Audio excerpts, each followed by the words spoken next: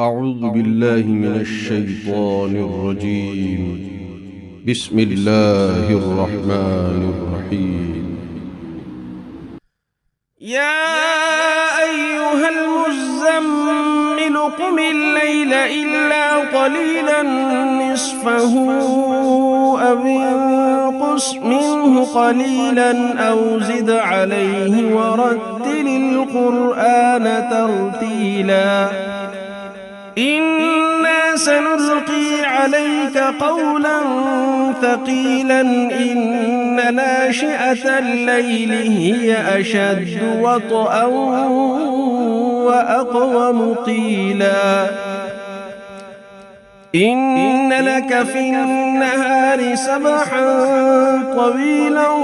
واذكر اسم ربك وتبتل إليه تبتيلا رب المشرق والمغرب لا إله إلا هو فاتخذه وكيلا واصبر على ما يقولون واهجرهم هجرا جميلا وذرني والمكذبين أولي النعمة ومهلهم قليلا إن لدينا أنكالا وجحيما وطعاما ذا غصة وعذابا أليما يوم ترجف الأرض والجبال وكانت الجبال كثيبا مهيلا إنا أرسلنا إليكم رسولا شاهدا عليكم كما أرسلنا إلى فرعون رسولا فعصى فرعون الرسول فأخذناه أخذا وبيلا فكيف تتقون إن كفرتم يوما يجعل الولدان شيبا السماء منفطر به كان وعده مفعولا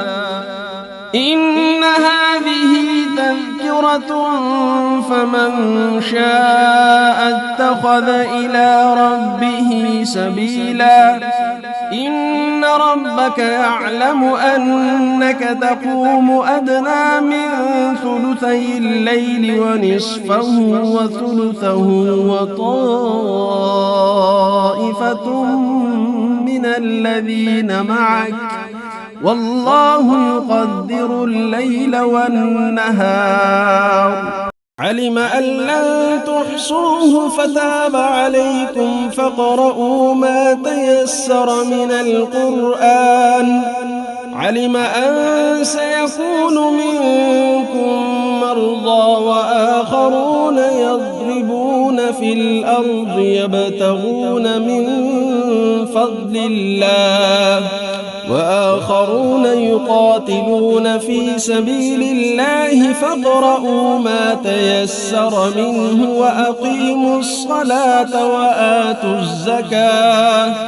وأقيموا الصلاة وآتوا الزكاة وأقرضوا الله قرضا حسنا وما تقدموا لأنفسكم من خير تجدوه عند الله هو خيرا وأعظم أجرا واستغفروا الله إن الله غفور رحيم.